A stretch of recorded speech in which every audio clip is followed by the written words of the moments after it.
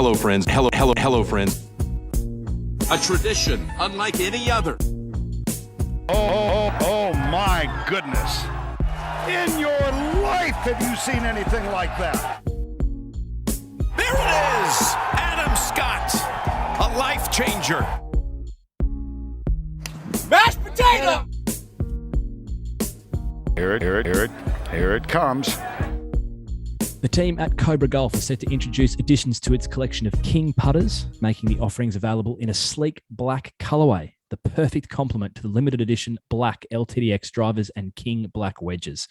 The lineup of black putters includes both King 3D printed and King Vintage Series models, along with two new mallet styles, the King Cuda and Cuda 40.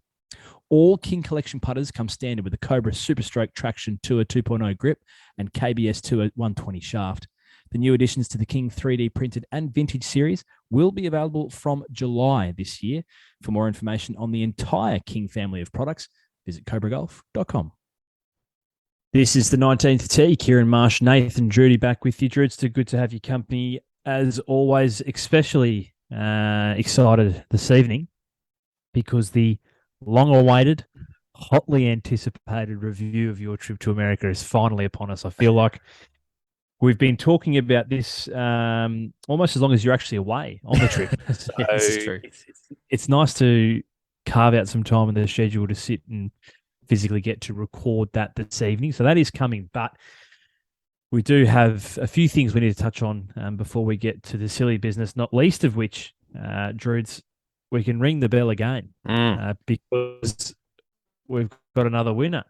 Hannah Green wins her third time on the LPGA Tour, and she wins at the Wilshire Country Club in the inaugural. I'm just getting the tournament name right so I can make sure we give it its due. She wins, goodness me, The JM Eagle, I've got it, sponsor recognition, JM Eagle LA Championship presented There by we go. Blast Pro. So not sure. We got the full name in. Yeah, I'm not sure. Got the full name. I think in. maybe just the LA Championship's good enough. I like that. The Wilshire Country Club.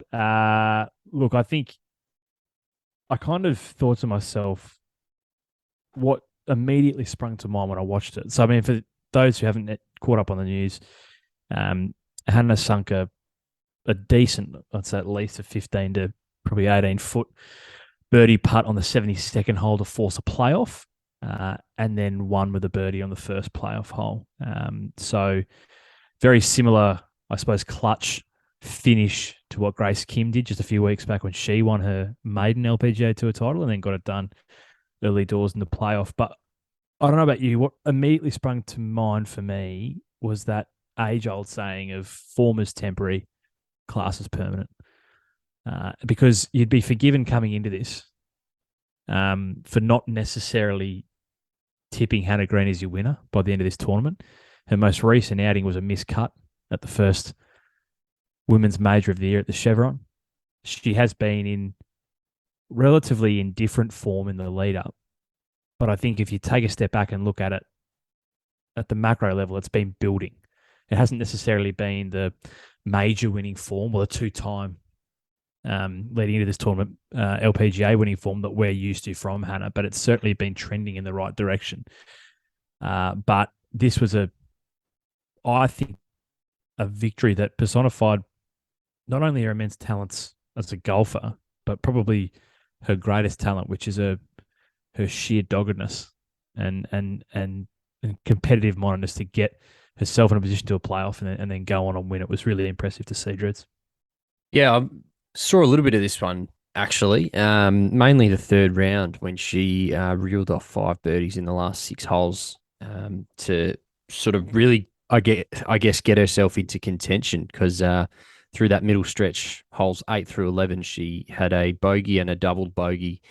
So 3 over through 4 holes and then just managed to turn it around and sort of finish 2 under par for that round. But that kind of propelled her into the final round. And she only made 2 birdies, pretty clean scorecard. I mean, when you look at that final round, 2 birdies, that was it. Of course, the one to get into the playoff, and the rest of the holes were pars. So, yeah, it was a really, I I guess a little bit bumpy early on, but she managed to really turn it around after hole number 11 in that third round. The thing that stood out to me driving, 53 or 56 fairways hit, including every fairway in the final round, and just striking the ball really, really well. And it's certainly not a surprise to see her holding the trophy. She was obviously very emotional about it, and rightly so. As I think everything that you just touched on there, she sort of spoke about post game as well, and beat a very, very good field. I think it was Cheyenne Knight who was actually kind of dominating through the first three rounds and sort of toppled in the final round. And as you say, that cream just really rises to the top. So 4 rounds in the 60s for Hannah, and a massively deserved win. Her first on the LPGA since 2019. Obviously, she's had a win here at home in the interim. She made international headlines when she won that mixed gender event, the TPS Murray River event down there. That was last year. So she's had wins since, but it's been a little while between drinks on the LPGA. And to your point, very emotional. And I think that's probably just reflective of the amount of work. It's clear that she's been grinding. She hasn't been, I suppose, naive of where she's been at, and probably very frustrated given she knows what she's capable of. Mm-hmm. And often you see it time and time again in the game, Drudes. It only takes a little breakthrough like this to remember what it takes to go on and win. Remember that you are capable. Remember that you are, on your day, one of the best players in the world.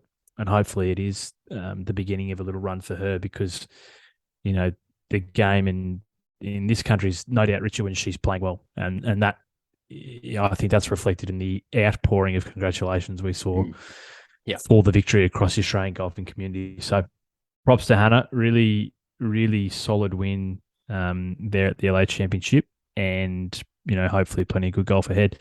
Just in terms of other Australians in the field in that event, Sarah Kemp was the next best, tied for 13th. Minjee Lee tied for 44th. Steph Kiriakou was a tie for 53rd. And Grace Kim, unfortunately, did not make the weekend. Just briefly, Drudes, on the DP World Tour, I wouldn't necessarily bring that tour up at this time of year. Obviously, we had some good news in recent weeks with Lucas Herbert's win in Japan on that tour. But I did want to mention David Micheluzzi. Obviously, we spoke to Mika in recent weeks, just as he was about to jet off to Korea to play in the event there on the DP World Tour. Ended up in a tie for 21st. So looked good. I think, was he T11 through the first round? Mm-hmm. And, obviously, he's finished a little ways back, but certainly didn't disgrace himself there.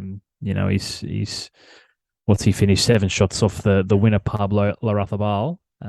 But, he takes home best part of 20,000 euros and more importantly, a bit of form where he now heads to the States, to Texas specifically to play the Byron Nelson, not this weekend coming, but the weekend after. So good to keep an eye on Mika there, and good to see him, I suppose, translate a little bit of that form we were speaking about in the chat with him to the DP World Tour. Yeah, really just one poor round with the 76 in the third round, and moves up inside the 120th, inside the 120 on the race to Dubai or whatever it's called now, which is fantastic for him. 3 rounds under par and that lone 76. So he'll be disappointed with that third round, but no doubt, it takes a bit of that form to the US, and I think, obviously really exciting to see him get his maiden PGA Tour start at the Byron Nelson, which is going to be awesome to watch. I think it'll give us a little extra motivation to get up a little early and catch some of the broadcasts. So good on Mika. Speaking of the PGA Tour, just briefly, Drudes, Tony Finau, a winner in Mexico. Not going to go into this tournament in any great depth because it truly didn't inspire much emotion within me, other than to say I think it may well be one of Finau's most impressive of his now 6 victories on the PGA Tour. I say that because he stared down and ultimately held at bay who is widely regarded now as the best player in the world currently, and that's Jon Rahm. Often in those situations, my mind harks specifically back to Riviera 2 years ago when Max Homer ran over the top of him. John didn't necessarily apply the full heat we know he's capable of in that final round, but he was coming, he was looming, and Tony Finau did a wonderful job of closing out that tournament. So his game, you're a big hashtag data man. Data wise, he might be the best player we've seen, at least with the irons in his hand for the last 18 months on balance. So probably starting to see that play out from a results perspective. And an enduringly likable personality on the PGA Tour. So good to see Big Tone get the victory there. Before I get your thoughts on Tony Finau, Drudes, just a brief mention of the Australians in that field. Jeff Ogilvy and Aaron Baddeley were the two best at a tie for 39. Cam Percy tie for 60. Greg Chalmers and Harrison Endicott both missed the cut. Tony Finau, 6-win, Drudes. Yeah, pretty impressive, I thought. Obviously not the strongest field going around, but as you said, held off John Rahm, and not unsurprising to see those two at the top of the leaderboard, which I think we were kind of expecting from that tournament. Sort of finds itself in a funny position on the schedule, doesn't attract a huge amount of attention, particularly from over here in Australia. But had a decent little field for the Mexico Open, but nothing to write home about in terms of strength of field. But Tony starting to rack up the wins, now number 6, and that's probably going to continue to grow very quickly, I'd suggest. Andrew, it's just finally, blink and you'd be forgiven for missing it, but the Australian or the PGA Tour of Australasia, I should give it its correct title, kicks off this weekend in Port Moresby, of all places. Tell us more. Yes, the PNG Open kicks off on Thursday at the Royal Port Moresby Golf Club. So 180,000 up for grabs. So it's obviously the first event on the schedule of the new season on the Tour of Australasia, as you mentioned. They have not announced the remainder of the season, or I guess probably the more traditional season as we know it. But a couple of interesting names heading over. I mean, it's not certainly not the biggest field. I mean, a very strong showing in terms of players from PNG.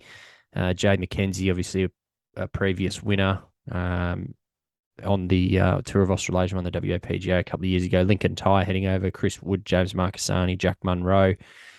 But then, it's certainly not the strongest field heading over to PNG, but it'll be great to for some of those guys to try and get a kickstart on the year. So it'll be one to keep an eye on. It's the start of a new season, and then we wait with bated breath for the announcement of the remainder of the 23-24 season. Marshy. Yeah, I think it's a really interesting time. Obviously, you've got players who've come out of a very long summer because it was so full, and we've spoken about that a lot, how well the administration did to deliver a full season.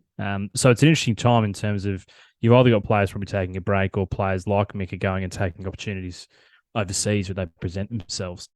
But you've also got a crop of players, Drudes. I think the next probably couple of months is really interesting in the context of that schedule release, because whilst you're kind of outlining the most pressing event ahead of us in Port Moresby, I was just taking a look back at the final stage of qualifying school, which did happen a week and a half ago at Moona Links. There's a lot of names who didn't necessarily perform as we'd expect. Mm-hmm.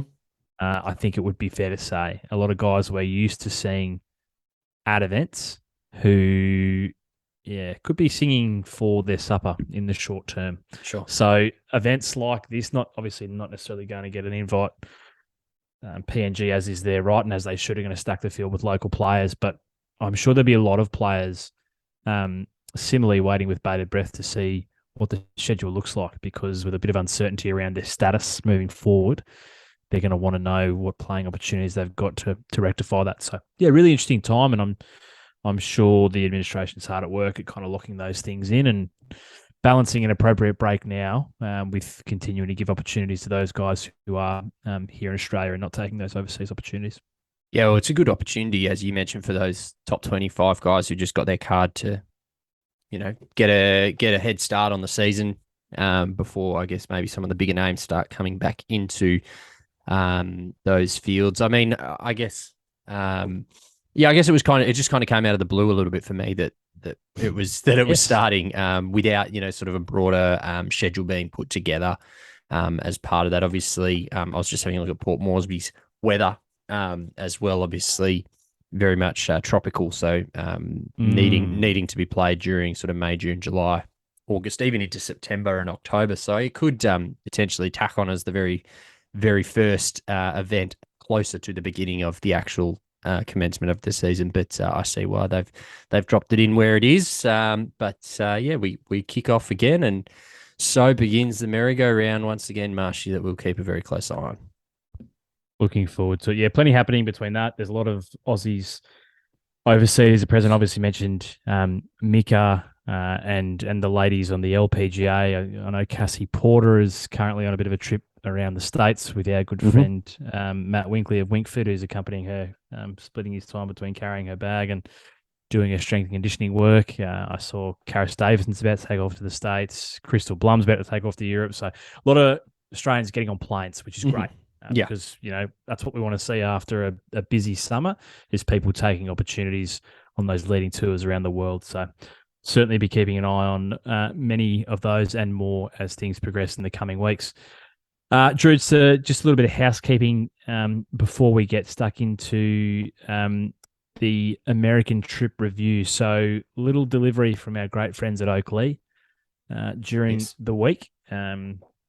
You'll see here, this is one of the little black boxes that we like to see. The sunnies come in. So there's a number of those little black boxes that are sitting in a cupboard of mine here in Bris Vegas. So keep your eyes peeled for a couple of giveaways coming up. I don't think I'll be speaking out of school to say the first of which will probably be the week of the PGA Championship at Oak Hill Country Club in Rochester coming up.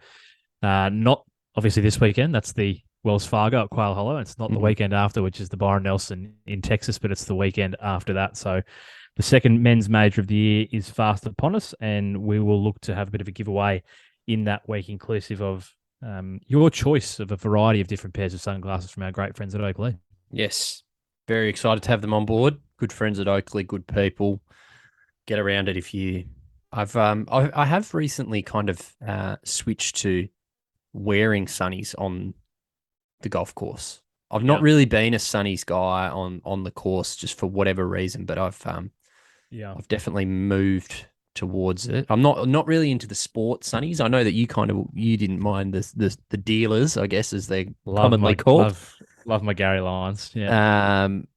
I kind of just rocked the sort of more circular Oakleys that I got in the last delivery. So I'm looking forward to getting my half of the delivery coming over very soon, and I'll be wearing those on the course. Don't you very worry about that. So pumped. I think it's a really good point you make. I similarly have never really been a sunglasses on the course person, and the one thing I'll probably differ from you on, you said you don't really know why. I'm pretty certain I do now, and that's probably because I never had an appropriate pair of sunglasses. It was always like, do I wear the Ray-Bans out on the course? And it's probably not Ray-Ban appropriate. So ever since we've struck up this great partnership with our good friends at Oakley, we've been provided with game appropriate eyewear. I think there's an unsurprising correlation between the frequency at which I wear it in golfing situations. So there you go. Nicely thanks to our good friends at Oakley. That's as natural as they come in terms of blokes. So, right, here we go. As I said at the top, this has been a little while in the works. This was, I don't want to sound like I'm blowing smoke up my own ass to try and take credit, but this was a brainchild that I had while you were away. You did. And it should have been a brainchild that I had because you were in the middle of your honeymoon, which should have been your focus. Not shit, how is this a content opportunity for the 19th tee? But I thought, you spent the better part of, what was it, 4.5 weeks? Yeah, roughly around that. In the States. And it would be a missed opportunity at best not to record an episode reflecting on, I suppose, your trip at a broad level. Sure. So we're probably going to split this into two different parts because you did have some golfing experiences specifically, and then I've probably just had some questions more broadly around around the trip itself. And for everyone's context, I put a list of questions to Drudes. That's as much as we've gone into it. So I'm going to be hearing this for the first time as you all are now listening, which is the way in which I designed it. And that was my intention. So I think we'll kick off with the golfing components. Yes. They weren't necessarily consecutive. They were spread out throughout the trip. But you had three distinct experiences and three what I would call very unique experiences in and of themselves. I want to start, an obvious place would be the apparel that you're wearing this evening. And it was, to my understanding, the first golf experience that you had on the trip. Yes. Was taking a trip to Pebble Beach. Yeah. One of not only the most iconic golf courses in America, I'd say comfortably, I'm not going to get into an argument about best or worst, but certainly iconicism, it's one of the most iconic golf courses in the world. Yes. So take us inside your trip to Pebble, and I'm sure some questions for me will arise as you're speaking. Well, so I guess for context for people so they understand, we flew into LA and then we had a couple of nights there and then hired a car and drove from LA up to San Francisco, had a night in a small college town called San Luis Obispo along the way. And then, so on our drive from San Luis Obispo to San Francisco, we decided to stop in at the Monterey Peninsula, Pebble Beach. So very interesting drive along the way. I'm just looking back at the map here. I can't remember what there's a racetrack. Monterey racetrack. Yeah. No, they have they have some races, some quite famous races, but I can't remember what it's actually called, to be honest. But a lot of golf courses around this area. The preserve is on the way, and then of course you get into Monterey, which I can only describe as it's just a very, very, very wealthy area. I think is all the houses are genuinely multi-million-dollar houses, and they're mansions. They're essentially mansions. So great little sort of drive. You drive in and you greeted by a couple of guys at sort of like a gate. You got to pay to get into Monterey Peninsula, essentially, even if you're not playing golf. So I think it was about $10 or something. And then essentially you follow. They just say follow the red line on the road, and that will take you do this. I don't know. It's like an 18-mile drive essentially, and it takes you all along the coast and pretty phenomenal. So first stop in that space was Pebble Beach for us. 17-mile drive it's called.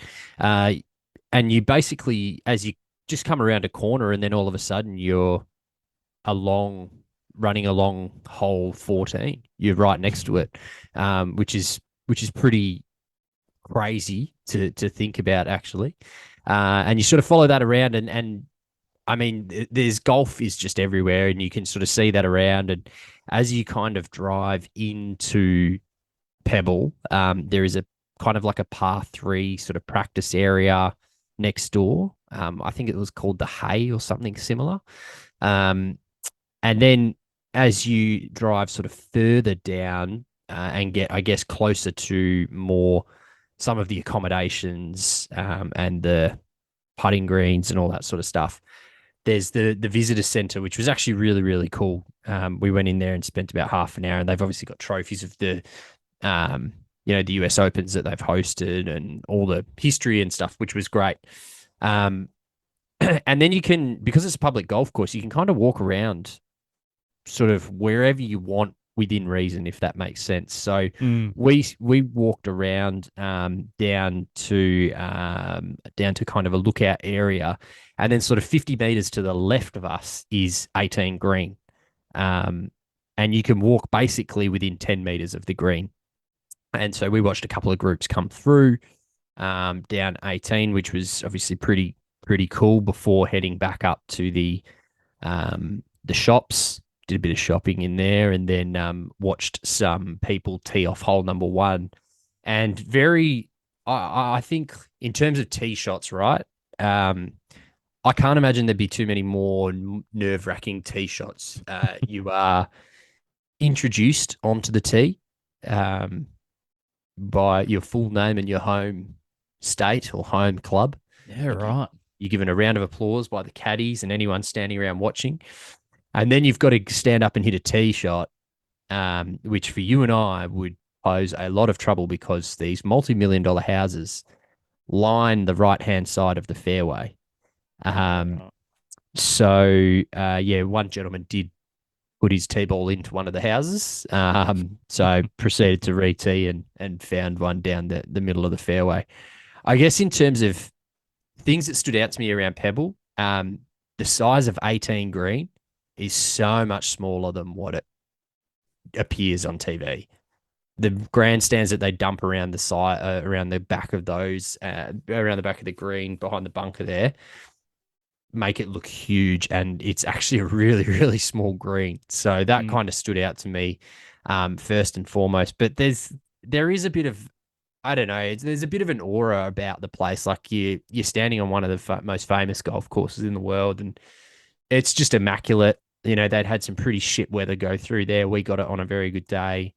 I mean, it would have been amazing to play there, but it's very, very expensive, particularly if you don't take your own clubs and all that sort of stuff. So, yeah, it was very, very cool to see. And then I think what I kind of enjoyed not only about Pebble is that you sort of continue the drive around through these multi-million dollar houses, and you drive past Cypress Point Golf Club, which is sort of just a vast difference to Pebble Beach, where you can walk on the first tee. Cypress Point has numerous signs essentially saying members only, stay away unless you have been specifically invited to be in here. But very cool to kind of drive past that, get to drive past Spyglass Hill, which is obviously another very famous golf course, Spanish Bay, which is also in there, Monterey Peninsula Golf Club, very, very nice. I mean, yeah, it's pretty cool, I guess, just to kind of go through those 5 or 6 different golf courses and see how different they all are. Obviously, Pebble's probably the most famous, and Cypress probably not too far behind that. But some of those other ones that are around there, particularly the links at Spanish Bay, really stood out in terms of like, this is very, very different to the other ones. And obviously you're just driving in a car, so you can't get the best look in the world. But yeah, pretty cool when you start just driving around all of them. And then in the middle of it is Poppy Hills Golf Course as well, which kind of is away from the ocean. But yeah, within sort of a 15-minute drive, you've got about 5 or 6 of the best probably golf courses that you'll find in the US. And then even further up, you've got Pacific Grove Golf Links as well, which is not sort of on that 17-mile loop. But yeah, very, very cool place to kind of experience and see, and I guess probably exceeded expectations to what I was thinking about in terms of Pebble would deliver. It's really interesting. I mean, you've probably skimmed across about 3 or 4 different questions there, but I think maybe immediately it sounds to me like I'm not suggesting that the golf is the same or the quality of course is the same, because they're probably 2 very distinctly different styles. But in terms of a concentration of quality courses within proximity, it's got some real sandbelt fields about it, right? Because it's literally like you've just rattled off 5 or 6 courses on a 17-mile stretch of road, and then another probably handful that are within another, I suppose, hours drive, much like the Mornington Peninsula is from Melbourne. So there are not a great deal of regions in the world where you get such a concentrated volume of quality golf. No, exactly right. And I think that's kind of what brings people to that region. I mean, there are a lot of, Airbnb opportunities there and hotels and all that sort of stuff. So in terms of golf trips, I mean, it's obviously pretty hexy if you're going to do it, but there's some pretty impressive courses that you can play that are public public golf courses. Mm. Within, sort of 15 to 20 miles of Pebble Beach itself, there are at least 7 or 8 golf courses, which is serviced by Monterey Regional Airport. So, it's pretty sort of accessible and to a lot of people. So, yeah, it was very, very cool just to kind of see it, and you sort of get lost in amongst all the, as you drive in, you're like, okay, this is Pebble Beach. This is where they play the PGA Tour every year, and this is, one of the most famous golf courses in the world. And you're watching people come down 18, and obviously the tree on the right hand side, and watching people dump it into the bunker on the left and into the water and all that sort of stuff. And it's pretty cool to kind of actually stop and reflect on it and think about how cool it was to stand at the back of 18 and watch people play in. You mentioned the aura, which was probably something else I wanted to touch on in terms of how noticeable it was. Like, obviously, you didn't get to, as you say, really take any further step foot into somewhere like a Cypress Point, but even going through like a Spanish Bay, which is a relatively accessible course just to go and have a look. Is it a distinct difference when you walk onto the property at Pebble Beach? Like, you understand, not just because you're a fan of the game and you appreciate its history, but is it obvious even just walking into the place that it is, I suppose, a special venue in the context of the game? Well, I think it is because there's so much sort of history around as well that kind of explains it for people. It's got, a list of, US Open winners that have been there, the winners of the AT&T that have won there surround the practice green. There's the famous clock tower. There's the starter's hut. The museum's pretty cool. The shops are all broken down by brand.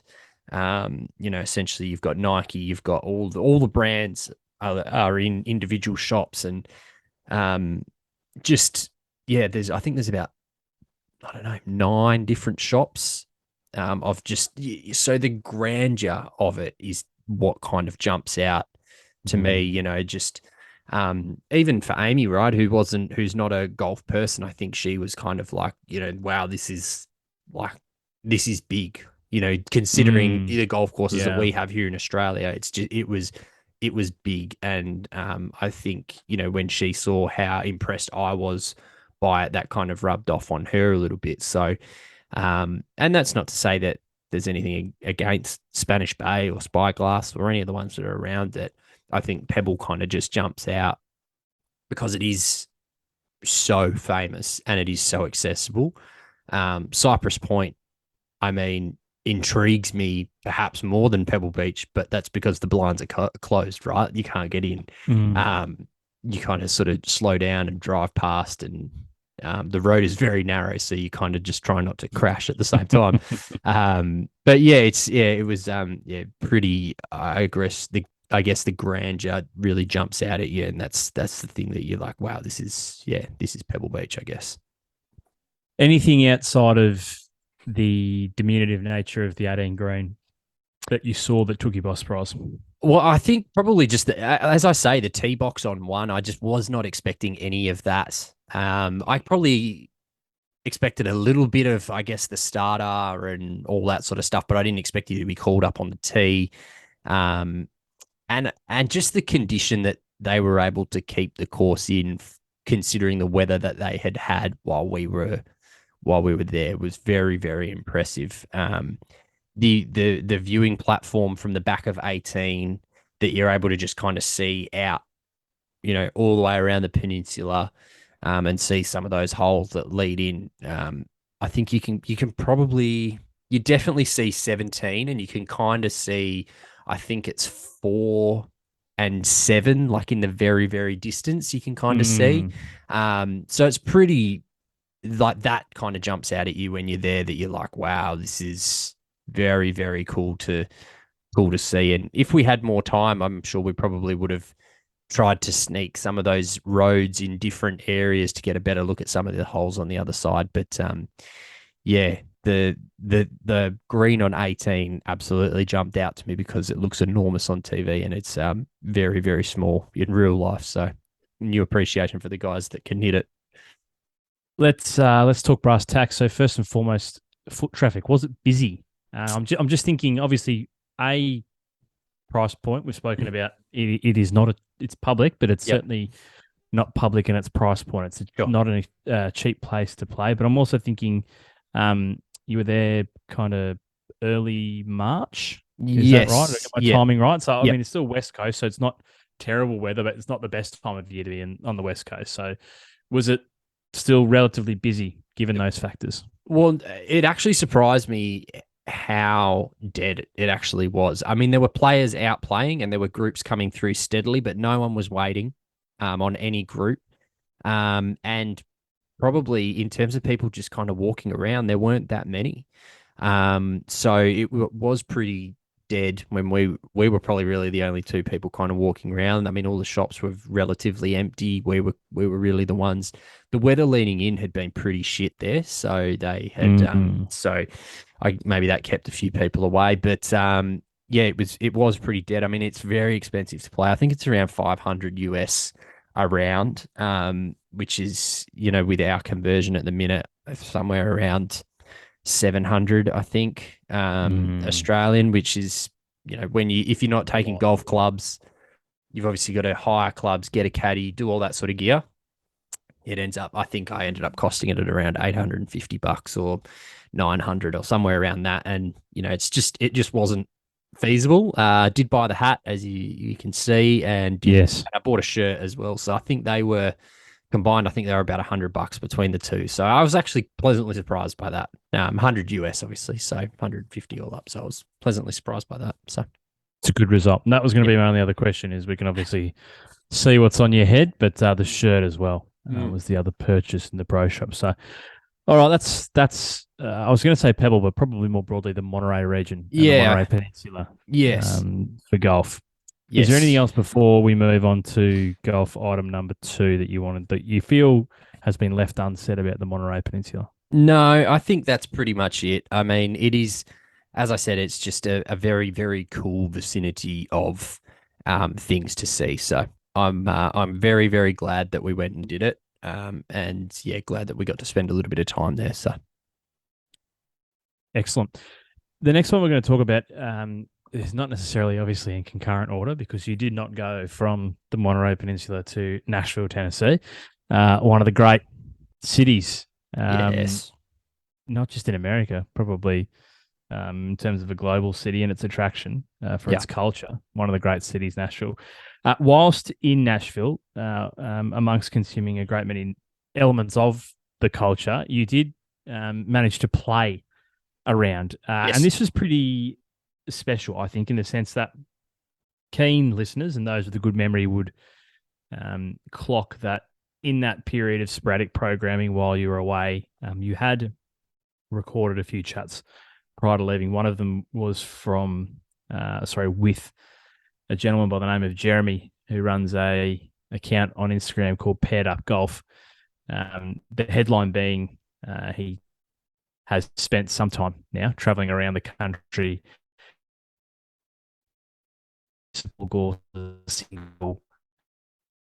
with a great variety of human beings whose stories that he shares and tells through his social platforms. It was a wonderful interview, and you were fortunate enough, Drudes, to kind of continue that conversation and organise to have a round of golf with Jeremy. You were, in fact, the subject of Paired Up there for a day. Nashville, Tennessee. That's true.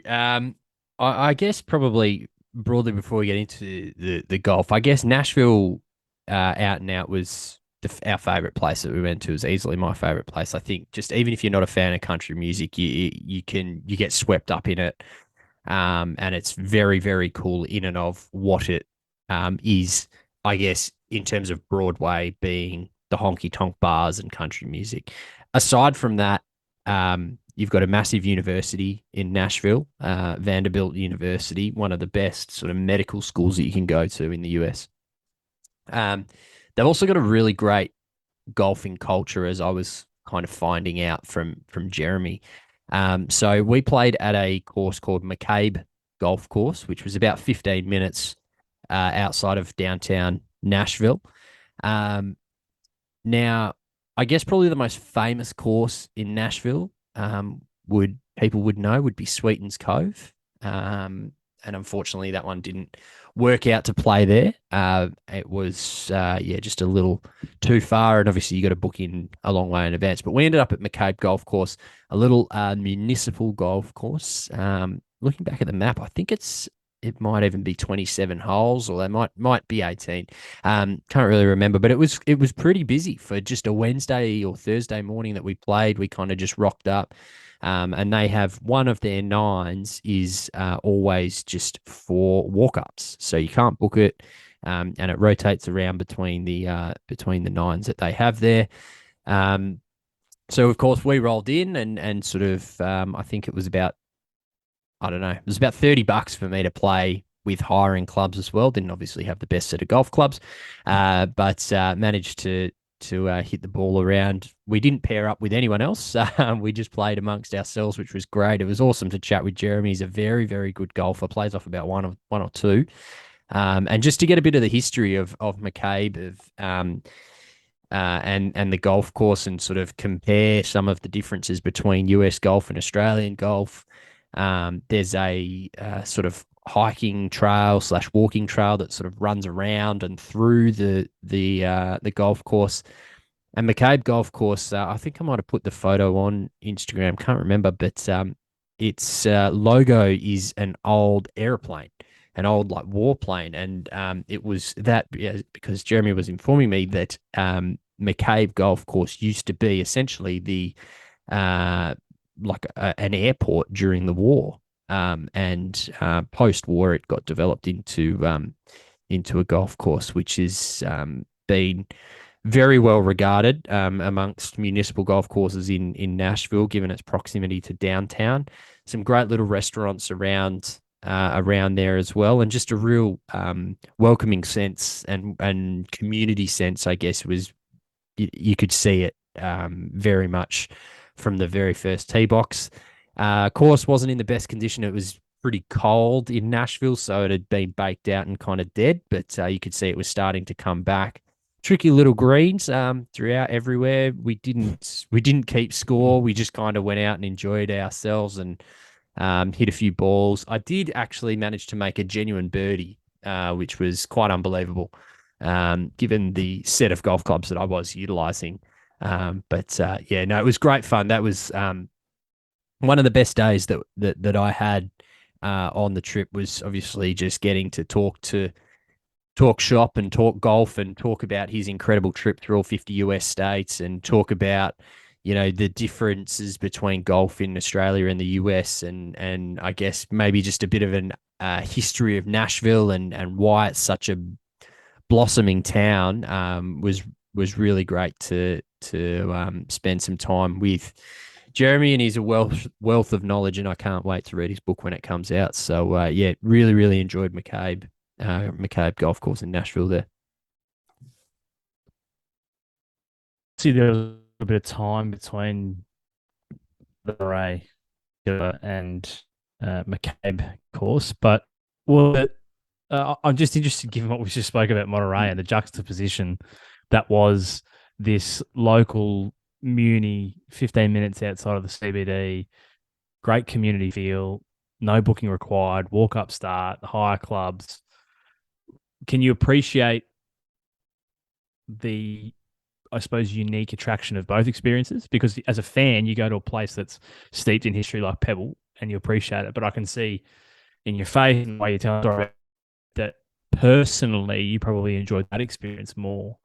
It strikes me as quite unique thing about the game that it does encompass so many different experiences. I think you hit the nail on the head, right? Like, I think that also probably talks to the sort of golf that you and I both like. I mean, there's no doubt that I would have absolutely loved to have played Pebble if it had been in the price point for me to do it, and maybe one day that will happen. And it is a very, very different golf experience, as you mentioned. You've got all the traditional rules that you've got to follow in terms of dress code. This McCabe was much more to what I play here in Perth in terms of it's that public golf feel, that sense of community, the ability that you're not really like no one's out there to set course records. It was just very, very chill and very relaxed. And I think, you feel a million miles away from standing on that first tee at Pebble Beach, watching people tee off when you're standing on the first tee at McCabe. Um, you know, just differences obviously in the way that the course is set up and presented. I mean, they're very wide fairways at McCabe, as opposed to Pebble, which seemed a little narrower and stuff like that. But I guess for me, the ability to play a municipal course with a friend and get some of the understanding of the area and what the golfing scene is in Nashville, as opposed to just kind of walking around Pebble, was more fulfilling for me, I think. And that's probably, I think, that's probably not too uncommon. I wouldn't thought. I think the ability to be with a local and kind of learn about things as you go along was really special. So, yeah, love that day. I wonder, just finally, on your round in Nashville. So it was evident in the conversation you had with Jeremy as part of the initial interview, but spending the day with him, do you think it's not lost on him the experiences he has had by virtue of loving this game? So my mind casts back to a conversation we recently had with you and Porter and the story he told about playing the round at New South Wales with Nathan Followill, the drummer from Kings of Leon. Yeah. And I kind of remarked at the time, this is a fucking amazing game. Yeah. That it can bring together two people in a situation like that over a common love of hitting a tiny fucking white ball around an open green field.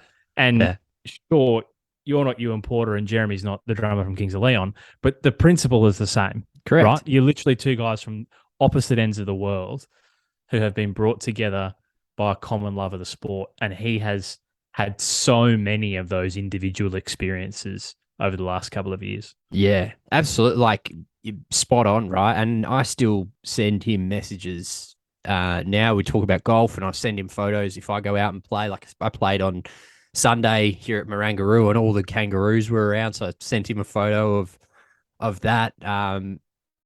You're spot on, right? Like, it's the ability for me as a 29-year-old idiot who hosts a golf podcast to travel to the US on my honeymoon and line up a golf game in Nashville with a guy who has been incredibly successful in this industry and chucked in a job that he wasn't really enjoying and went off and did his own thing. And we spoke about that for quite a while, actually, in terms of, just kind of not getting too deep into life and the meaning of life, but just about him in terms of working and basically saying like he got to a point in his life where he's, I wasn't loving what I was doing and I needed to find a way to love work essentially. And so he went off and did his own thing. And I think, it's such a unique game and we've all had those experiences where it generally is where you get paired up with someone that you go, generally your first thought is shit. I don't want to be paired up with someone. I just wanted to play and relax. And then you start talking and you go, wow, this is actually really incredible. Like I cast my mind back to many times where it's happened. I played at Royal Pines over your way with a mate when I was in Brisbane for work and, played with this guy who was selling software essentially to Google. And like just amazing stuff like that you go, I didn't even realize this like side of the world existed. And because we all get wrapped up in our own little world. So, circling back to your question, it was like, yeah, it was, and it sounds very stupid because it was a $30 municipal course, but it was genuinely one of those pinch yourself moments for me because I was like, I'm in an incredible city with amazing music and culture and food, playing a game I love with a mate that I've never met before. I'm texting him in the morning saying I'm standing out the front of my hotel and he's coming to pick me up and he's like, yeah, I'm in the RAV4. I'll see you in a sec. Like, it's just bizarre that golf kind of connects people in that way. And so I think it was very, very special for me to try and to obviously have those few hours. And we went and had lunch afterwards and continued to chew the fat. And yeah, it was great. It was a really, really good day. And, can't wait to get back to Nashville one day. One day. I think that neatly probably takes us to your third and final golfing experience. Because if you were to, I suppose, map a chart of Pebble Beach being the first place you visited, playing McCabe as a municipal 15 minutes out of 10 in Nashville, and then rocking up to the Butler pitch and putt in Austin. Yeah. Again, a completely unique and different golfing experience, which probably for the second time in the space for now, it's going to sound like I'm blowing smoke up my ass, but it wasn't even on your radar. No. I sent you a message saying I'd heard about it. I'd read a little bit about it. It sounds like a pretty cool, I suppose, idea. I'd love you to go along and just see how it plays out in person. Yeah. So tell us a little bit about the Butler pitch and putt in Austin, Texas. Well, it was great that you did send a message to me, because now I can write the entire trip off on tax. That it was It's a work trip. It was a work trip. No, look, this of the three might have been one of the best individual golfing experiences that I've had, I think. So kind of didn't really know what to expect with Austin in its entirety, to be honest. The capital of Texas, but you've got enormous cities, Dallas, Fort Worth, Houston, San Antonio, that kind of monster Austin. You've got the University of Texas there.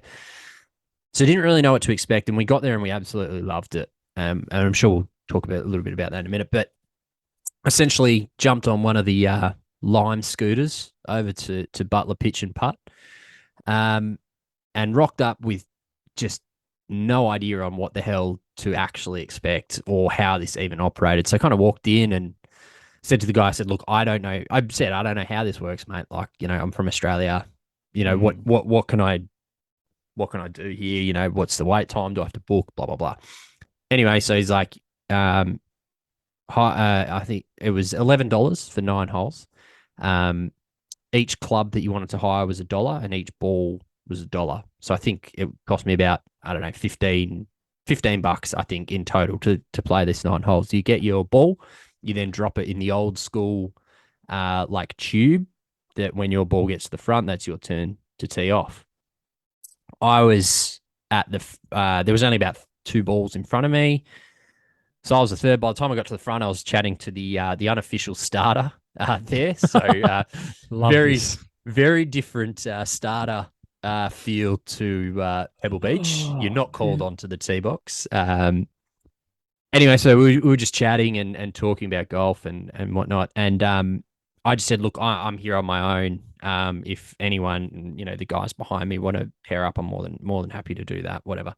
As I'm kind of saying that, this father and his son, the son was probably about our age, walked over and the starter said, do you want to pair up with this guy from Australia? He's about to tee off. And they were like, yeah, sure. So we played together, the three of us, through Butler pitch and putt.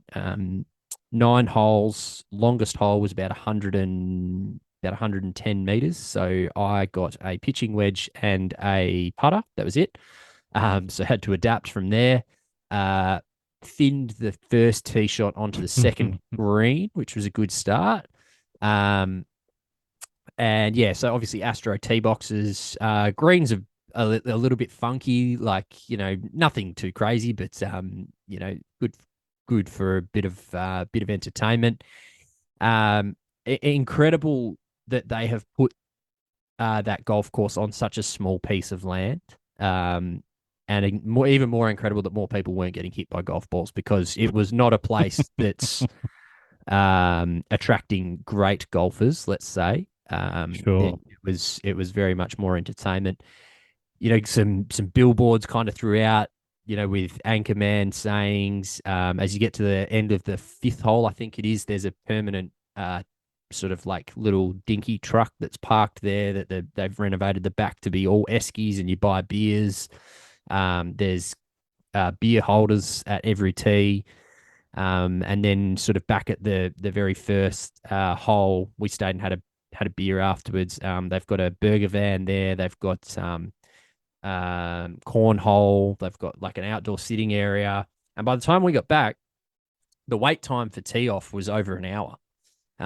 So no bookings. It was just you just rock up. And really interestingly, when I was talking to the guys I was playing with, the son actually lives in Austin. They were from South Dakota, and over the road, there is a place called Peter Pan Mini Golf, and that is on not a huge parcel of land, but essentially these developers have been trying to buy that slice of land for around $15 million for a long, long, long time. And it has never got through. And the point of the story was that essentially they've got a lot of people wanting to buy Butler Pitch and Putt so that they can develop it, but they've turned it into this great little community pitch and putt type thing where the golf is secondary to everything, and it's a great little community venue. And I honestly think that something like that would just go so well here in Australia. The ability to have it not even be about the golf, but a place that kind of fosters community where golf is just the catalyst for it. And yeah, it was just probably one of the best individual golfing experiences that I've had. Because we don't have anything like that here in Australia, and pitch and putts are obviously pretty big over in the US. But yeah, I must obviously give you the hat tip for putting that one on the radar. You've probably skirted around it without necessarily giving a great deal of detail. Can you contextualize for the listeners? Like, this is genuinely in the city. Yeah. Right? Like it's we're not necessarily saying it's like Flinders Street Station in Melbourne or, the Telstra Tower in Sydney, but it's not McCabe. It's not get in the car and drive 15 minutes out of town. You are in the middle of Austin City. Yeah. Playing walk-up golf. Yes. Yeah, correct. Like from the Capitol, the Texas Capitol building, which is bigger than the US Capitol in Washington, D.C., it's probably maybe like a 20-minute ride on one of the scooters. Like, it's literally across the river. You can walk back over the footbridge and be at the JW Marriott or the Four Seasons within 10 minutes, essentially. Yeah. So it's pretty much bang on the banks of the river. And so many golf courses sort of just kind of around that area as well. And I also think it was very busy because the PGA Tour event was on in Austin at the time, the Dell Match Play. But that's about an hour outside of Austin.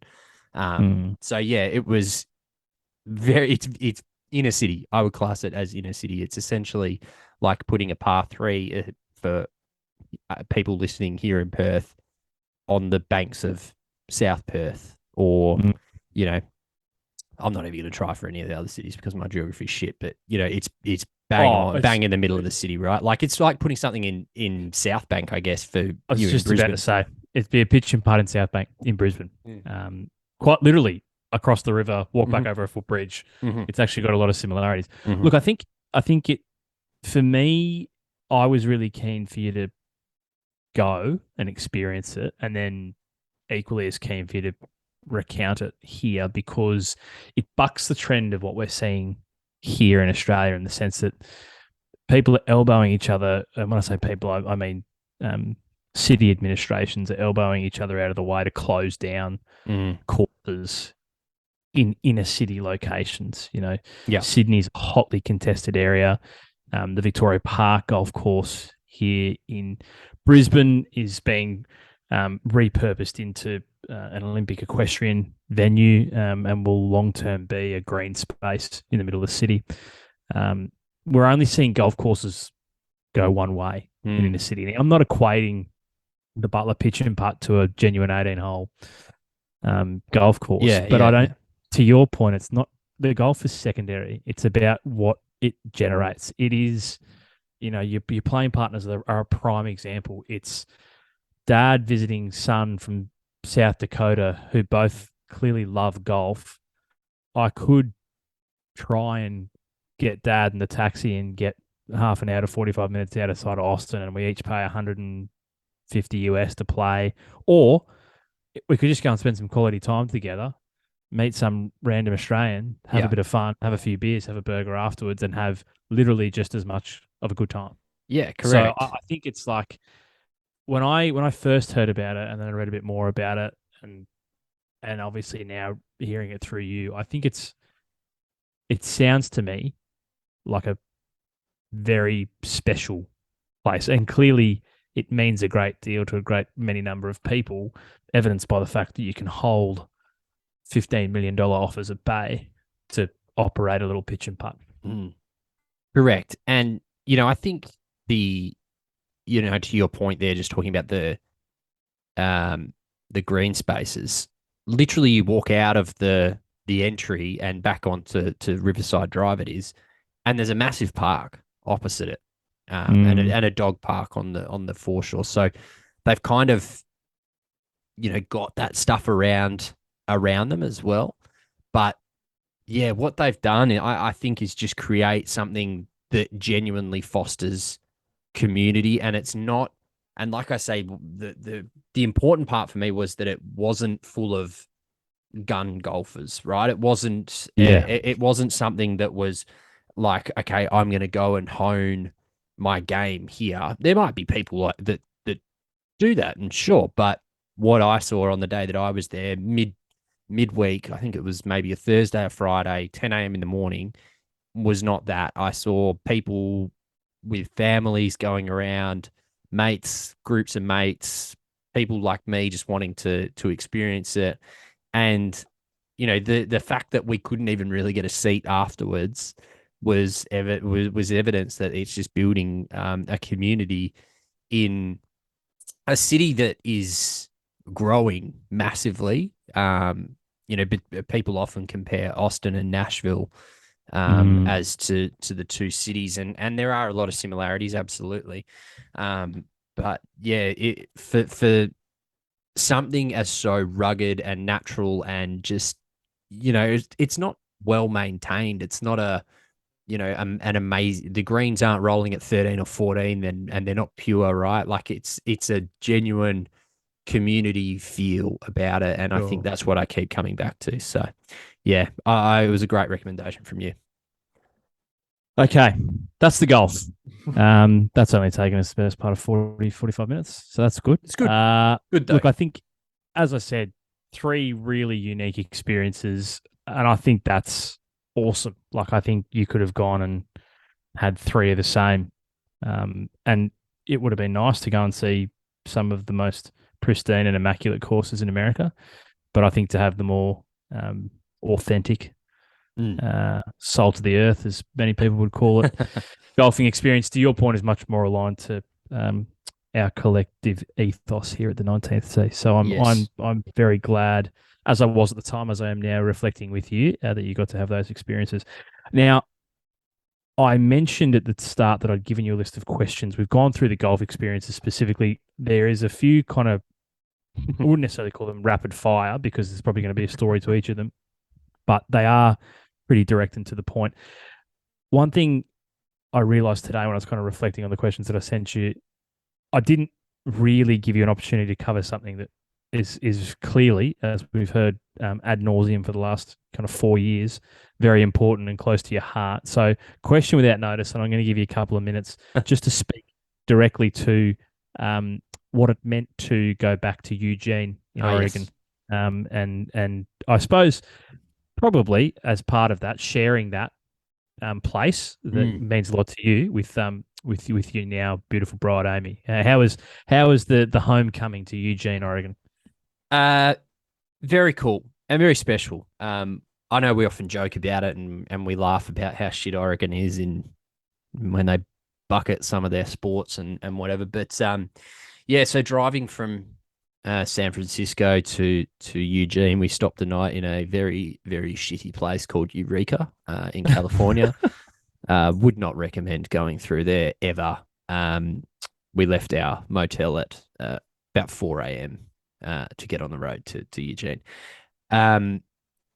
Pretty cool driving back in. all the memories start to come back very quickly. And it's funny how, when you check into a place and we kind of got there for a baseball game, and you walk over to PK Park there, and which is right next to Otson Stadium, and you're walking over the bridge and through the woods, as they say, and all those things kind of just come back to you of the experiences that I've had both going to school there and visiting, and then to walk around the campus itself and see how much it's actually changed in what's been 10 years. Mm. It's been a long time, was pretty special. And to kind of explain to Amy, this is where I lived, when I went to school here, and oh wow, that building wasn't there, and here's what the track and field stadium looked like when I went here, and here's where my friends lived, and they were in this fraternity, and here's their fraternity house, and just like stuff like that was really cool to be able to share that,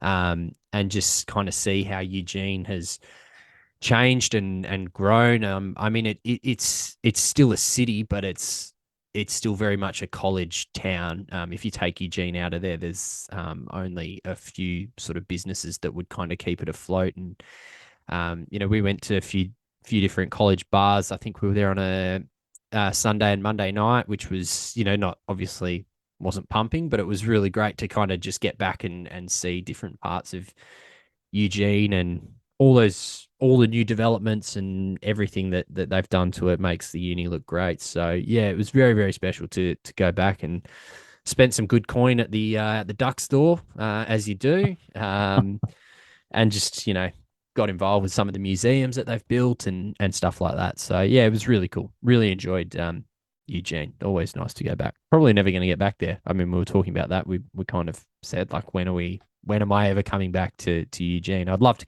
go back for a football game, but it's not the easiest place in the world to get to. So that's probably the swan song on Eugene, I'd suggest. How impressive is, because if my memory serves, I mean, you kind of floated there, it's been 10 years. So for those unfamiliar listening, Eugene, and of course the University of Oregon, was the home of Phil Knight, the Yes. founder of Nike. And he has maintained a very deep connection to the college, pumping an awful lot of cash. Yeah. I mean, he's obviously got a deep emotional connection, but it's certainly a deep financial one as well. Yeah. With the college. And obviously, I believe I'm correct in saying, in the time since you've been there, he's obviously built that quite literally world-leading athletic facility on the campus. So I suppose just seeing that in person, because that's always piqued my interest. I mean, a lot of the, whether it's the colleges in the SEC or the Big 12 or the Pac-10, or, there's so many big universities in the States, but they all elbow each other out of the way to have the best of everything. Yeah. There'd be few colleges with a facility as grand as the one that Phil Knight built for the Ducks. Well, you're right, and essentially he has built, the university to where it is. I mean, they've had some fantastic athletes go through those doors. Marcus Mariota and Steve Prefontaine going back into the 70s, and Sabrina Ionescu, in the WNBA now, and some incredible track and field athletes who have done wonderful things at the Olympic level, and great coaches like Bill Bauman, who was obviously instrumental in the foundation of Nike. But Phil Knight's contribution is second to none. The basketball stadium, which was recently built before I went to school there, is named after Phil Knight's son, who passed away. So that's Matthew Knight Arena. They have just recently built a new science center, which is named the Phil Knight Science Center. And then what you're alluding to there is the sporting facilities adjacent to Otson Stadium, which I think has two full-size practice fields, a further one indoor, world-class gymnasium, and then just everything that a football player or person could ever want. There's a small museum there with Marcus Mariota's Heisman Trophy, which was cool to see. I mean, yeah, you can only see so much from the outside, but so Googling it will give you a great appreciation for what it actually is. But it's truly phenomenal. And let's not forget that this is built for the football program too. I mean, there are obviously a number of other collegiate sports that Oregon sponsors, but yeah, this is for the football program, which is undoubtedly the biggest revenue generator for the school. But it's it's actually quite phenomenal to stand there and you can only see from outside in what the Mishovsky Center, I think it's called, what that kind of looks like inside, and you've got Otson Stadium there. These are huge assets to the college, particularly when they're going out and recruiting these kids to sign to Oregon in Eugene, in a place where it rains a lot and the weather's not great, and it's not the most appealing place to go and live and play college football when you've got the likes of Florida and Alabama and whatever coming knocking. So it's his roots run very, very deep into Oregon. I think they kind of there was a Twitter account that I follow that kind of ran a bracket throughout March that was essentially the most influential University of Oregon person in history, and it whittled down to, I think, him and Marcus Mariota at the end, and he won in a landslide because he is it, right? And I think there is it's not spoken about much, but there is certainly a desire for Oregon to win a football national championship before Phil passes away, because he's not getting any younger. And there is certainly a driving force behind what the Oregon football team's doing at the minute. So yeah, it's fascinating. And I do say I'm glad we did talk about Eugene a little bit, because we walked through Vanderbilt University. We went and saw that while we were in Nashville, and it just, again, you kind of get that sense of community. So, if people are going to the US, visiting some of these college places are actually really cool spots on the map to visit, because they're not just shitty little towns. They're actually built out on community and school spirit, and they're pretty cool to see. Question without notice inside the question without notice. You mentioned the bracket of most influential. People for the University of Oregon. I wonder where Justin Herbert finished in that bracket, if he in fact was considered. He was. Because this for mine. So this for mine, put Phil Knight to one side. He is without question. He's one of the most influential people in international sport. Some might argue international business, let alone the University of Oregon. So he is in a category of his own. But this for mine neatly articulates the difference in the reverence for NFL football and college football in the United States. Yeah. Right? In the sense that you've literally just said it came down to a top two of Phil Knight and Marcus Mariota, who Heisman Trophy winner, undisputed best player in college football in his time, and has drifted around the league to find a permanent home once graduating. Yet you've got a guy in Justin Herbert who didn't clearly reach the heights of Marcus Mariota as a Duck. But now, pending on who you talk to, some might consider him to be, in fact, the best quarterback in the NFL. And he's often in a conversation that's generally led by Patrick Mahomes and closely followed by Joe Burrow, but he's not too far behind in most people's eyes, and certainly in that conversation. Yet isn't necessarily, from an Oregon perspective, spoken about the same reverence as Marcus Mariota. Well, I think it's what they achieved in their times at Oregon, right? Like, Herbert, what he was in, not a great team at the time. I think, I think we won 2 Rose Bowls when he was there, but wasn't playing in a scheme that really fit him. And it highlights the difference between, as we've spoken about many times, the difference between college football and the NFL, and just the way that they're run. The college scheme fit Marcus Mariota perfectly, right? It allowed him to show off all his attributes, but once he got to the NFL, he didn't have the arm strength, he didn't have the physical attributes to match it in the NFL. So yeah, it is amazing. I mean, I think Oregon people will always hold Marcus Mariota as probably, I would say, it's a three-way vote between Mariota, Sabrina Ionescu, and Steve Prefontaine as the three greatest Oregon athletes that they've produced.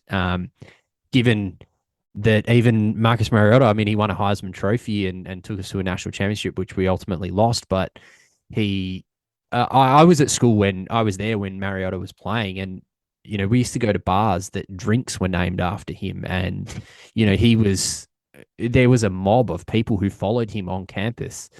I can only speak to it sort of through stories that I've heard, but that wasn't the same for Justin Herbert. That probably also comes down to the success. I mean, when I was there, Oregon was number one in the nation. Herbert, I think, might have got us into maybe the top 10, top 15 rankings, but it certainly wasn't garnering the national attention that we normally got. So, yeah, it's amazing. I mean, there is a massive love for Justin Herbert amongst Oregon fans, like huge, for what he did achieve in his time at Oregon was great. But now seeing what he's achieved at the professional level is amazing. And Oregon people are very much like that. They jump on the winner, right? As most sporting fans do. So obviously. That's good. I'm again probably sound a little bit repetitive, but I'm glad you had that experience, and I'm glad we've been able to share that, because we say it tongue in cheek, but it is a place that means a great deal to you. So special that you were able to factor some time there into a special trip. This is going to be the back end portion of the podcast. Yes. As I said, they may not necessarily be short answers, but they were phrased as short questions. And I realized looking at them now, I didn't necessarily define best.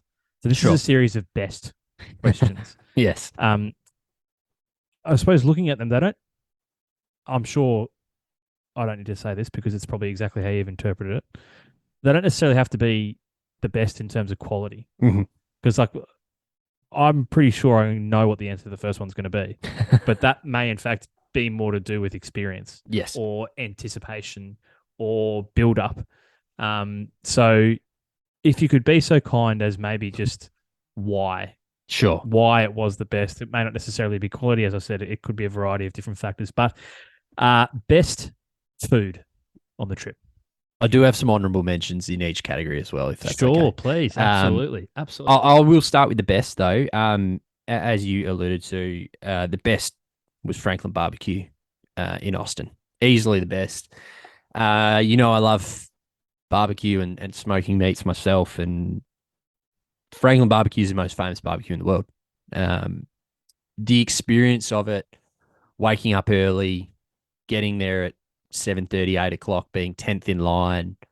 The guys come out and say, hey, do you want some chairs? And you post up and that's it. You start talking to the people around you.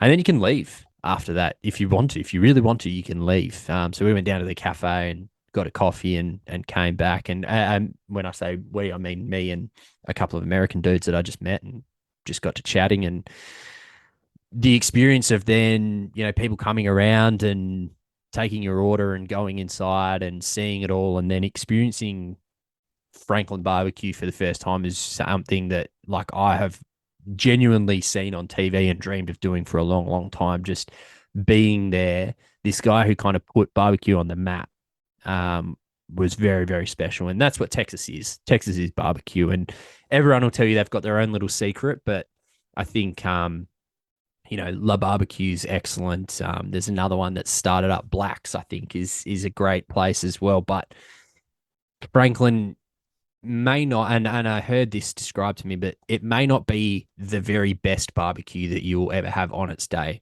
But you can come back in a month, a week, 2 weeks, 3 months, and you're going to get the same quality as you did the very first time.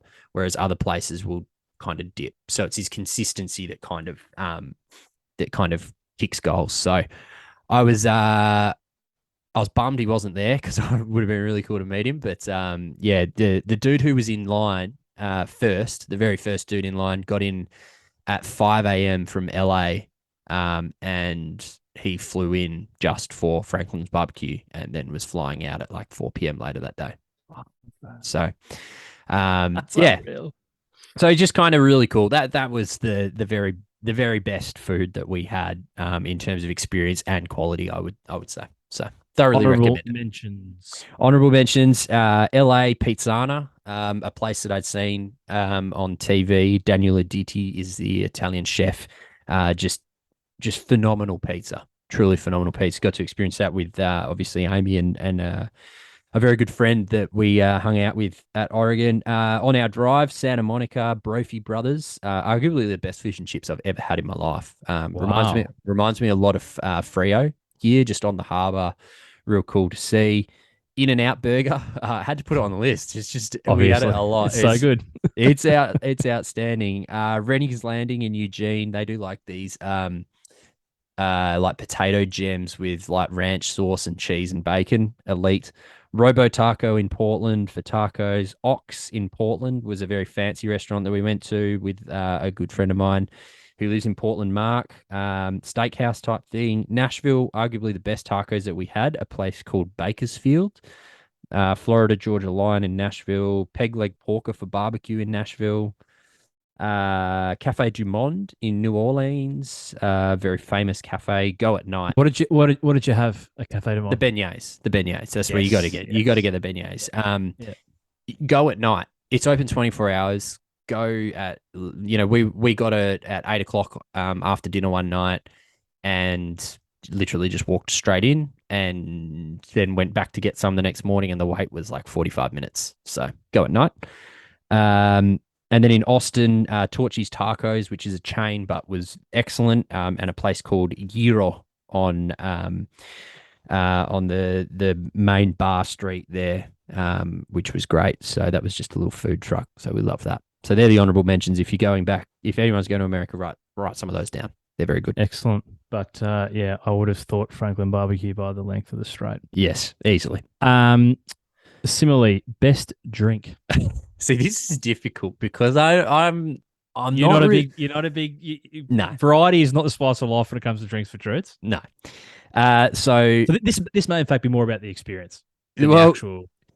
yeah, you're right. I probably should have interpreted that a little bit better. But there were a couple of really cool experiences now that I think back. In Eugene, they made us a few places along the way gave us free drinks when we mentioned we were on our honeymoon.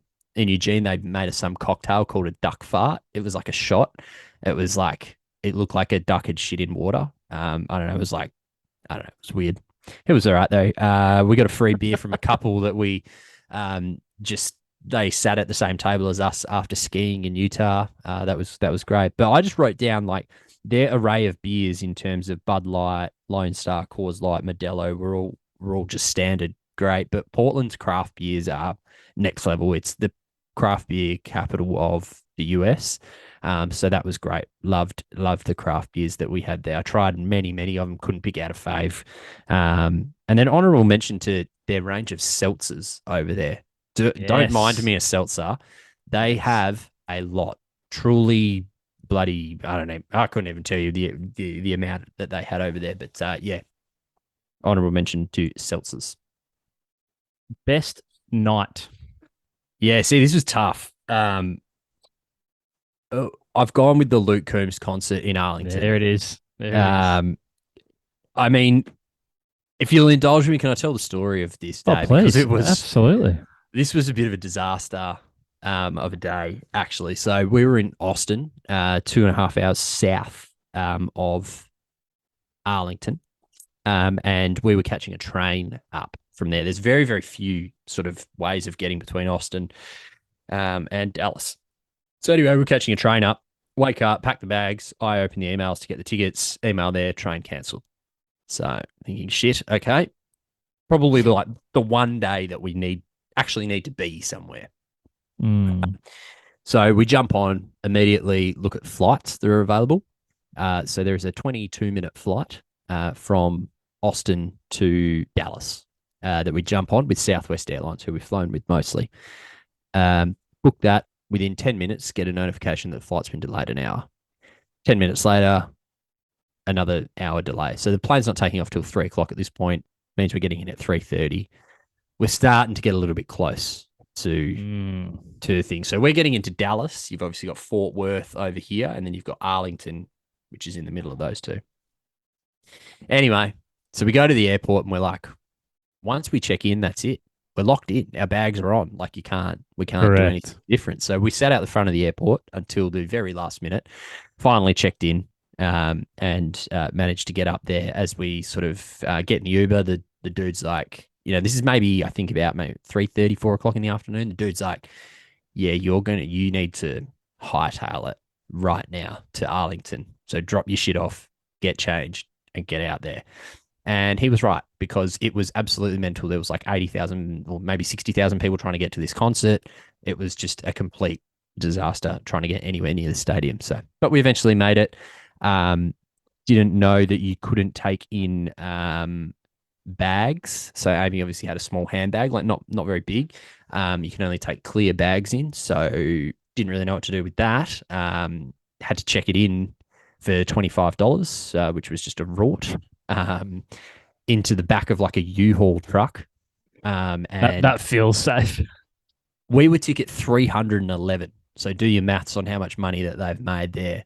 Anyway, we got inside. So it was unreal the night. I mean, I'm pumped to see him here when he comes to Perth, but just a phenomenal night to see an artist that we both love, and some great support acts as well. So that gets my win. Other honourable mentions I just wanted to shout out. We had a great night in Portland with my mate Mark on the Friday night, going to Ox Restaurant and then to a couple of bars and some karaoke later in the evening as well. And we went very well the next day for our flight to Utah. And then we also celebrated St. Patrick's Day in Nashville, which was pretty cool. We did a bit of a pub crawl that we paid for throughout the streets of Nashville, and they kind of closed the main drag down. So they were good fun, but Luke Coombs wins. Brief follow-up. Is Yes. there any theory as to why he played in Arlington as Well, opposed to Dallas or well, it's where AT&T Stadium is, right? The Cowboys play there, so he reckons they had 60,000 in there. I reckon it was closer to 80, given that there was only like a quarter of the stadium shut off. So, I imagine that's where he went. That's why he for went that there. reason. It was the first stop of his world tour as well, which is pretty cool. So that was pretty sick. Okay. Okay. Conversely, best day.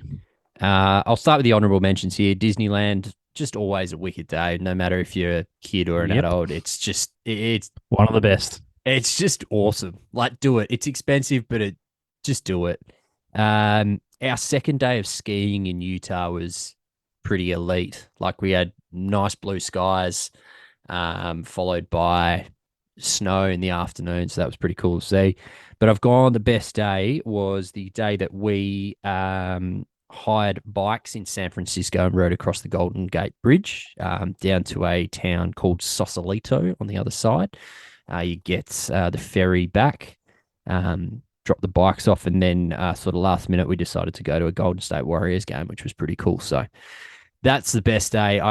Anyone who's going to San Francisco, just thoroughly recommend doing the bike ride across the Golden Gate Bridge. It's wicked to see. And then, that town of Sausalito is pretty cool as well. And the ability that you can get the ferry back, big win, because it's pretty hilly. So the second last question on reflection might be tough because I feel like all we've spoken about is experiences. Sure.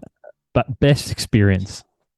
All right. The honorable mentions, Alcatraz in San Francisco that was very, very cool to see. I wasn't really sure what I was expecting with it, but pretty cool. Oregon baseball game was cool just to go back and actually see the Ducks play. Meeting Gunter Steiner at LAX. Okay, I was literally, this is shit radio. I had this prepared and I was like, how have we not spoken? If we were going to get through the whole time, I'm holding up, for those not watching the YouTube, I'm holding up the photo that the Drudes sent me from, it was LAX, wasn't it? Yeah. Where he's arm in arm with, of course, Haas team principal and the best man in Formula One, Gunter Steiner. So that's an honourable mention. Jesus Yeah. Christ. So I can't wait to hear.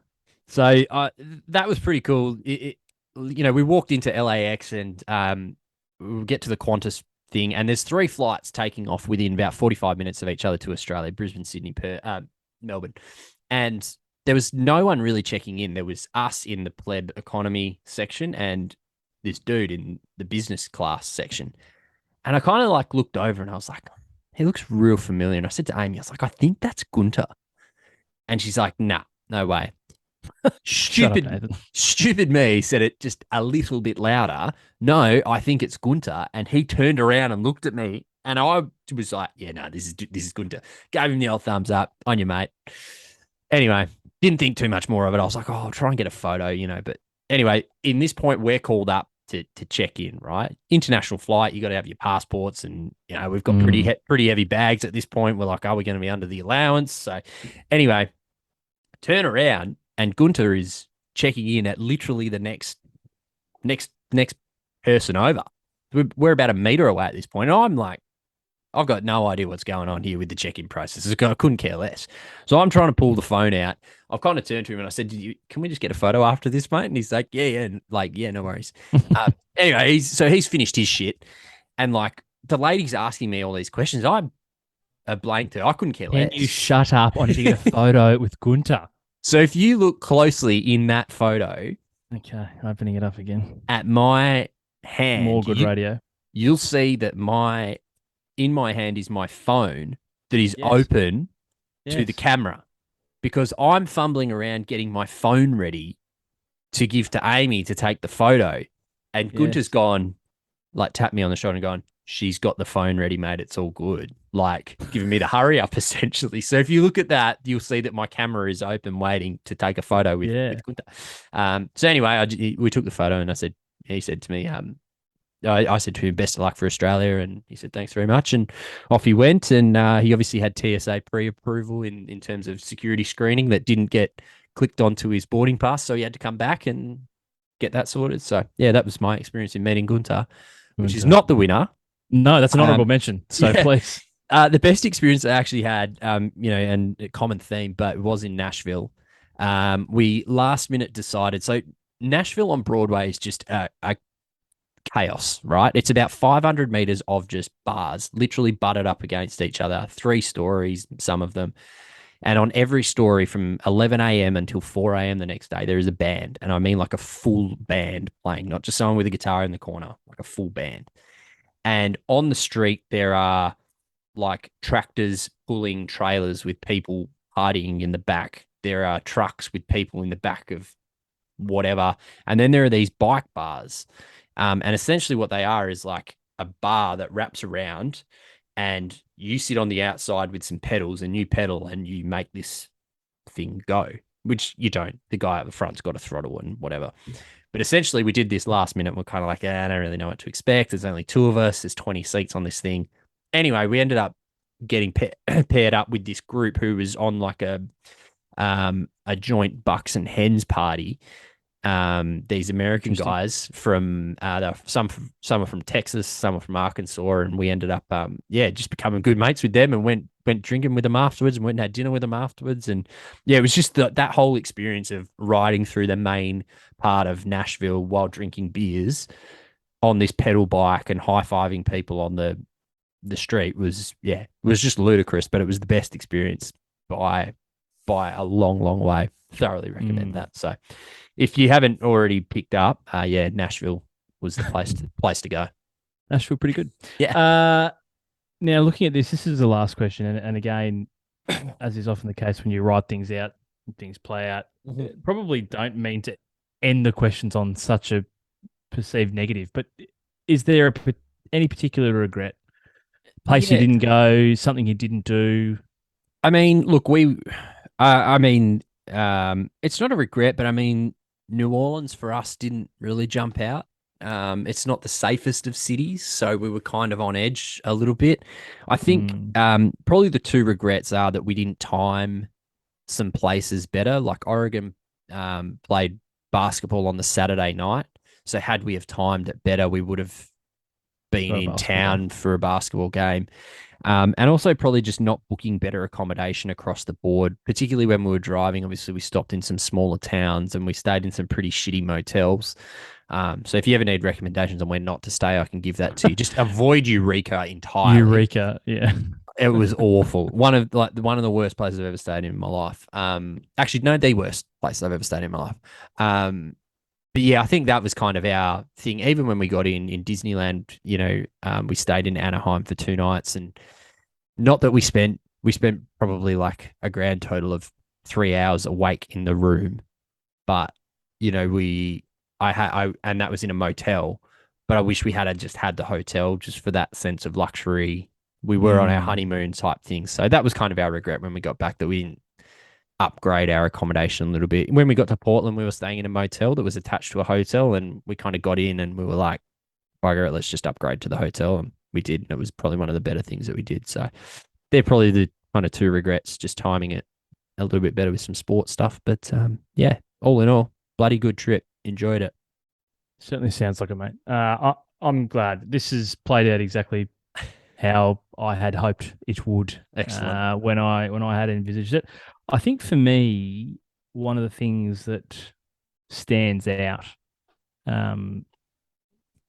obviously we kind of we front ended the golf, and that was excellent, and the 3 very unique and wonderful experiences you had on that front. But this kind of back end, talking about all those different things you did, and pull me up if I'm off the mark here, but overwhelmingly, often people, particularly in our country, have a perception about America and the United States. And I'm sure that if you go to certain places, you will walk right into that stereotype. But sure, seemingly an incredibly collectively friendly experience. 100%. I've lost count of the amount of times you have mentioned, whether it was at the Butler pitch and putt, or it was at Franklin Barbecue, or it was in Nashville on the bike bar, where you literally just got paired up with randoms and spent the better part of half a day, if not more, with people you'd never met in your life and couldn't have been happier about it.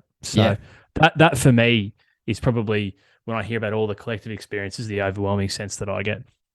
I think you bang on, right? And, I think early on we were very much keeping to ourselves in terms of even LA and San Francisco as our first couple of stops. But as it went on, we were more open to, sitting at the bar and starting to talk to people and just talking to them and hearing about their stories. And, we met some really cool people along the way that, friends on Facebook and Instagram and whatever, and you stay connected through whatever. But yeah, I think I don't really have, there weren't any really unsafe times or people that we met that we walked around that we were like, he was a dickhead or whatever. Like it was, people are genuinely fascinated with us as Australians, as we've traveled so far to be in their country. And I think there's a sense of pride with that they go, oh, wow, you've actually come a long way to enjoy it. And, it was, I think back to particularly in Nashville, because we kind of thought we're really looking forward to this. We're not really sure what we're going to get, and it exceeded all our expectations. But yeah, there's just so many different places along the way and people that you meet and you go, wow, this was a pretty cool trip. And I guess, that's what traveling's about, I guess, in some of those senses. And to bring it back to a golf thing, I mean, like along the way, you talk about meeting different people and putting yourself out there. It's exactly what Jeremy did on his trip throughout those 50 states, right? And, just meeting new people and finding out new stories, because there is a big world out there that's, bigger than Perth and bigger than Brisbane and bigger than Australia. And yeah, I think, when you do travel a long distance, we crammed a lot in and we met some pretty cool people and did some cool stuff. So yeah, it was a wonderful trip, and I think certainly a once in a lifetime sort of trip for us anyway, because it was busy. It was a busy 28 days. I think we had 11 or 12 internal flights. So you didn't leave anything out there, no, as they say. Thank you, mate. Thank you. As is the age-old saying, you're only as good as your talent. You've been very generous I felt You've like I been was a very- guest on the show tonight. This is Yeah, which must have been a unique feeling. It was and cool. Different experience. But yeah, you've been very generous in kind of taking us inside what was obviously a special trip for you on a variety of fronts, not least of which it being your honeymoon. So thank you for sharing the insights. Thank you for sharing the highlights. And thankfully not too many lowlights. It's been a pleasure to recount that with you. I hope it's been of some light entertainment to the folks who are usually used to hearing us talk. It's been a little bit. It's actually been a while. I've actually reflecting on it today. It's been a while since we rambled. On other topics. So no doubt as the Australian tour goes through its hiatus, and once we get through the majors, there'll be that 2 or 3 month period where you and I generally find an excuse not to talk about golf. But it's been a while, and it's been nice to do something a little bit different. Agreed. So thank you, mate. Thank you. As we said at the top, plenty coming. You've got one in the can with Tommy Power-Horan, of course, the man who ran second to Mika on the Australasian Order of Merit this season, and in doing so locked up his DP World Tour card for next year. So that's coming out, which is a great chat. I know you enjoyed that one. And as we kind of flagged at the top, we are a bit over a fortnight away from the second men's major of the year, the PGA Championship. So a full preview of that coming as well. We'll be back in your ears sooner than you think. Thanks, mate.